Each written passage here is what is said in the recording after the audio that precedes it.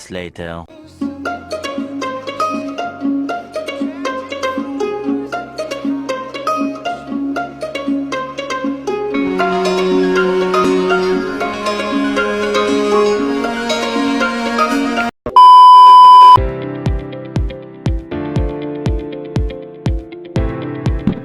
Pendidikan Islam merupakan bagian integral dari sistem pendidikan yang bertujuan untuk mengembangkan tidak hanya keterampilan kognitif saja, tetapi pada keterampilan afektif dan psikomotorik.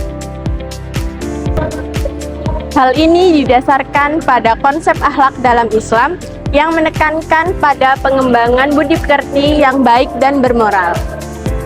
Tujuan utama pendidikan Islam adalah menciptakan generasi yang tidak hanya mampu secara intelektual, namun juga matang secara moral. Ia juga menekankan pentingnya tindakan sehari-hari yang mengedepankan ajaran Islam. Ranah pendidikan Islam yang efektif tidak hanya sekedar transfer ilmu pengetahuan, namun juga pengembangan membentuk sikap yang baik, kesadaran moral, dan pengaruh ajaran Islam dalam kehidupan sehari-hari. Menurut bahasa, istilah evaluation berasal dari bahasa Inggris yaitu value yang berarti penilaian atau penaksiran.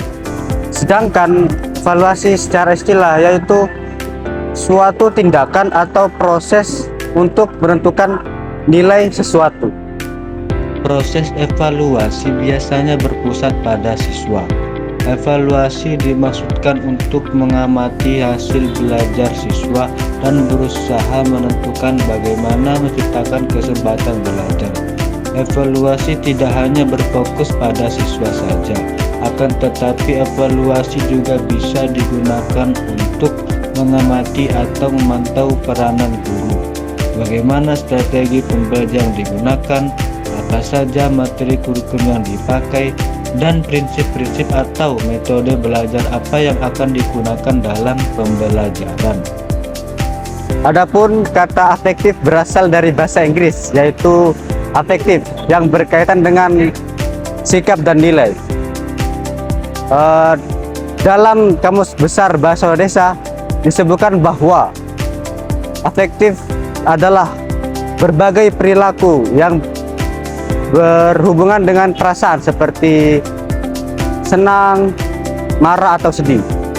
Ranah afektif mencakup berbagai watak perilaku seperti perasaan, minat, sikap, emosi, dan nilai.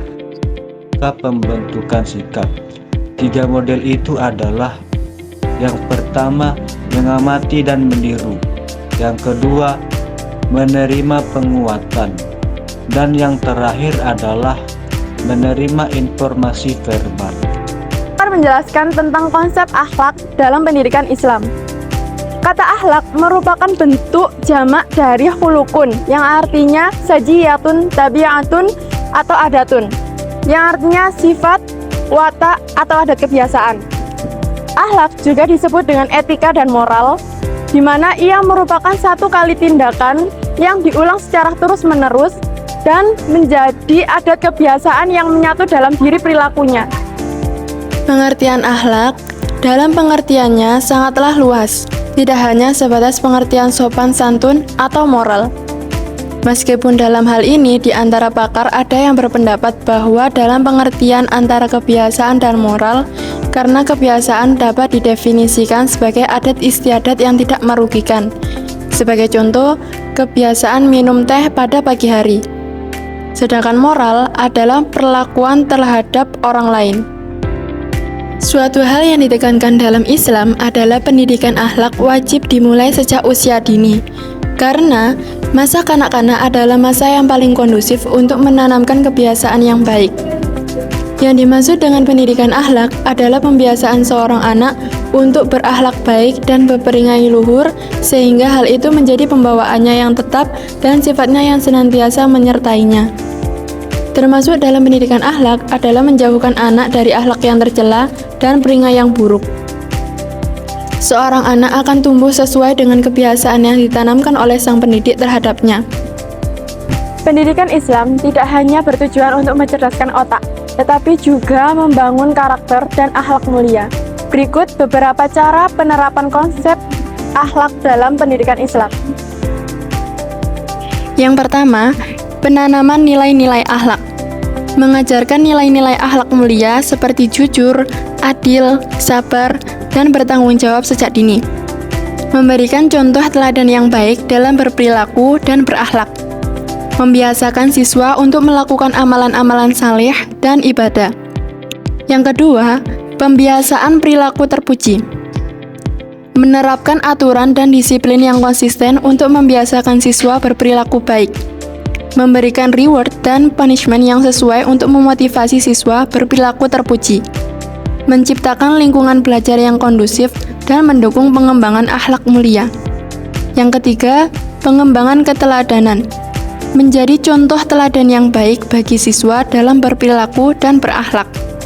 Mengajak siswa untuk meneladani akhlak Nabi Muhammad SAW dan para sahabat. Mengundang tokoh-tokoh inspiratif untuk memberikan tausiah dan memotivasi kepada siswa. Yang keempat, pembinaan moral dan spiritual. Memberikan pengajaran agama yang komprehensif dan aplikatif. Membiasakan siswa untuk melakukan amalan-amalan spiritual seperti sholat, zakat, puasa, dan haji. Memberikan konseling dan pembinaan moral kepada siswa yang mengalami permasalahan akhlak. Dan yang terakhir, integrasi akhlak dalam kurikulum. Mengintegrasikan nilai-nilai akhlak dalam semua mata pelajaran. Mengembangkan program-program khusus untuk pengembangan akhlak seperti pesantren kilat dan tahfidz Al-Quran. Melibatkan orang tua dan masyarakat dalam upaya pengembangan akhlak siswa.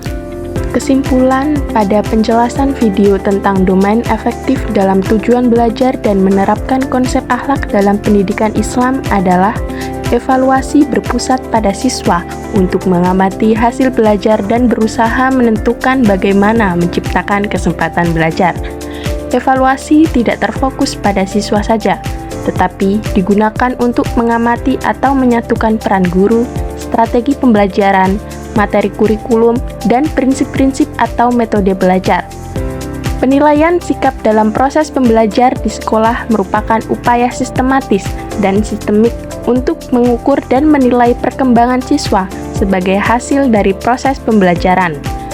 Akhlak terhadap pendidikan Islam adalah pilar di atas segalanya, yang membangun akhlak Islamiyah pada peserta didik, baik yang berhubungan dengan Allah maupun tentang makhluk.